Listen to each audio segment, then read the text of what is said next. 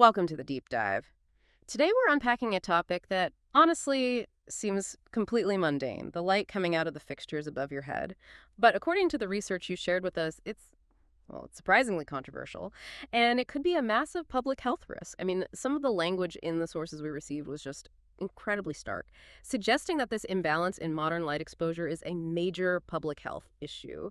We're talking about claims that excessive short-wavelength light blue light should be considered on the same level as asbestos. That is a huge, attention-grabbing claim. It implies that our big shift to modern efficient lighting is actually slowly undermining our health. It's a powerful way to put it for sure. But it really does capture the gravity of the data. So our mission today is to go beyond the hype and really unpack the science. We need to understand exactly how different light wavelengths, the colors we see, and maybe more importantly the ones we don't, are interacting with the most crucial parts of ourselves, our mitochondria. And ultimately we're aiming to answer two key questions for you. First, what are the invisible dangers lurking in these constantly lit environments we all live in? And second, how can we use specific long-wavelength light, the red and near-infrared parts of the spectrum, to actively protect ourselves, restore that balance, and really optimize how our cells function for health and longevity? Okay, let's unpack this then. We should probably start with the fundamental physics of light. So the light we can see, the visible spectrum, runs from deep blue or violet, that's around 400 nanometers out, to a deep red near 700 nanometers. But the sun, our original light source, it kicks out a huge range. It goes almost to 3,000 millimeters in the infrared and then all the way down to about 300 millimeters in the UV range. And that difference, that spectrum, is exactly where the danger lies. The short wavelengths, so the deep violet and the UV light, they're very high frequency, which means they carry a huge amount of energy in a tiny package. They really carry quite a kick. And this is critical. Anything below roughly 700 nanometers, especially on that UV end, is what we call ionizing radiation. That high energy means it can literally change the charge of atoms. It can alter DNA. It's what leads to things like sunburn, skin damage, and that gradual clouding of the eye's lens that causes cataracts. It's why our bodies have evolved these specific defenses, blocking most of it at the skin and in the eye's lens. Which brings us to the other end of the spectrum, the long wavelengths.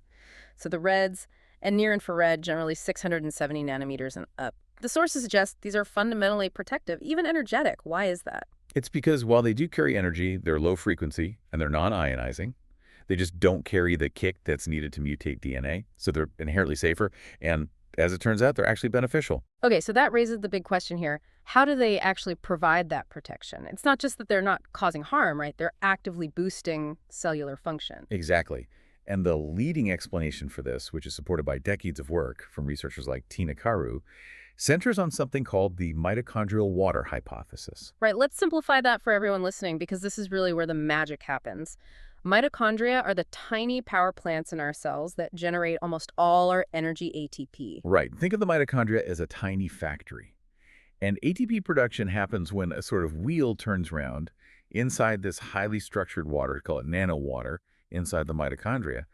But that water is usually very, very viscous. Think of it like a thick oil, which naturally slows that wheel down. So the hypothesis states that these long wavelengths of red and near-infrared light, they're not absorbed by the machinery itself, but by the water surrounding it. And that absorption momentarily changes the viscosity of that nanowater. It's like oiling a stiff motor or changing the transmission fluid from molasses to something much thinner. So when that thick fluid thins out just a tiny bit, the ATP motor can just turn faster. Precisely. It increases the spin rate of that motor, boosting function immediately. And what's really fascinating is the long-term response. The light exposure acts as this powerful signal. It tells the cell, hey, we're operating faster now, we're more efficient. And the cell responds by synthesizing more of the energy-making proteins. It's like the whole system sees the trains are running faster and the box says, fantastic, lay down twice as many tracks. So you get an immediate energy boost and a long-term structural improvement. Okay, this is where it gets really wild for me. Because if this light is just changing the water, that signal has to get deep inside the body. How far can this long wavelength light actually penetrate? It's surprisingly deep. The light passes right through your skin, it scatters around your internal organs, and a few percent of it actually exits out the other side of your body. We know it penetrates deeply because it's been tested passing through standard clothing, even up to 6 layers of a t-shirt. And the sources say it even passes through the skull and bone to reach brain tissue. Absolutely. The light gets through dense structures, but it's very strongly absorbed by deoxygenated blood. Hmm. It's why if you shine a red light on your hand, your veins become super visible. They absorb that light powerfully, while the bump just lets it pass right through. The implication is just huge. We can stimulate deep tissue, even brain function, just by exposing the surface of our body to the right kind of light. And this leads us to what I thought was the most counterintuitive part of the research. These systemic health benefits, not just local ones. I mean, I have to challenge this a bit. The blood glucose study you mentioned is just astounding. You're talking about shining 670 nanometer light on a very small area, like a patch on the back about the size of a paperback book, before a glucose test. And that somehow resulted in a 20% reduction in the blood sugar spike. You're right to question it. It sounds like science fiction. How can lighting up a little patch of skin affect how your liver and pancreas handle sugar? Huh? But what's fascinating here is this growing realization that mitochondria don't operate as these isolated little units. They act as a community that communicates across the entire body. When you boost mitochondria locally, say, in that patch of skin on your back, they send out signals that coordinate a systemic response. And what are those signals? Are they hormones? Something else? Think of them as the communication network of the cells. They send out things like cytokine signals, which are protein cells use to send messages, kind of a general alert system, and also microvesicles, which are essentially tiny packets of information, little biological emails containing proteins or genetic material that the boosted mitochondria send out to other organs. And that coordinates the whole body's response, including improving how efficiently your whole system regulates blood sugar. A 20% reduction is clinically significant. That explains some of the other surprising findings, like in the primate models, where shining red light on the abdomen actually reduced Parkinson's symptoms. Even though Parkinson's originates deep in the brainstem, you're signaling change from the surface to the entire system. Exactly.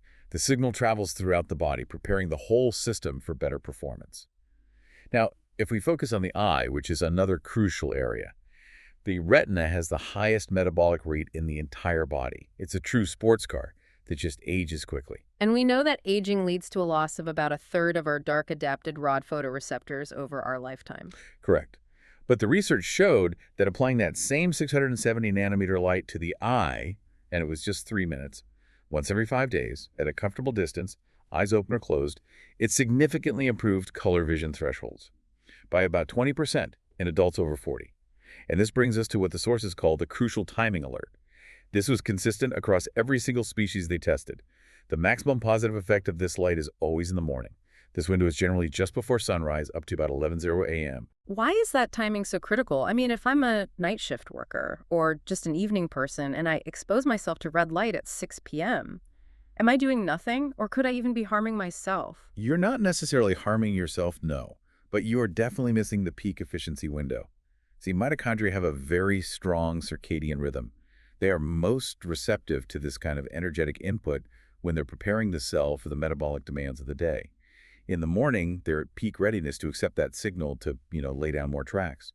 Later in the day, the cellular processes are shifting, and the light input is just far less effective as a long-term signaling tool. So what does all this mean for modern life? I mean, we evolved under the sun, fire, old incandescent bulbs, all of which provide a smooth, broad spectrum of light. Crucially, they include that protective infrared. Now contrast that with modern LEDs, which really came in around 2000, 2005. And this is the core of the modern crisis. LEDs are great for saving energy, but the sources confirm they have this massive, completely unnatural blue spike centered around 420 to 440 nanometers. And they have almost zero red or long-wavelength light to counterbalance it.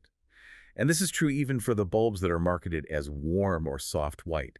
They save energy by just eliminating the beneficial infrared heat. And that unbalanced exposure is where that asbestos comparison comes from, right? It's a chronic, low-level physiological suppression. Can you detail the severity of the detriments they found in animal studies from this imbalanced light? The effects they're alarming and they're systemic. In the retinas of mice, you can literally watch the mitochondria function gently go downhill in real time under standard LED lighting. If you monitor their health, their battery charge, what we call the membrane potential, it just comes down. They're not breathing very well, to put it simply. And systemically, the animals showed weight gain because glucose was preferentially deposited as fat. They exhibited anxiety behavior. And they had severe organ issues, fatty livers, smaller hearts and kidneys, even abnormal sperm morphology and swimming capacity. Hmm. It's a profound chronic suppression of our physiology that's being caused by our built environment. And that built environment problem is made even worse by a couple of economic factors, right? First, architects often just buy the cheapest, most restricted spectrum LEDs to cut costs. And second, commercial buildings almost always use infrared blocking glass for thermal regulation. That glass is a killer for health optimization. It's designed to keep heat out in the summer, which is, great for your air conditioning bill. Mm. But by blocking infrared, it completely isolates us from those protective long wavelengths from the sun. Hmm.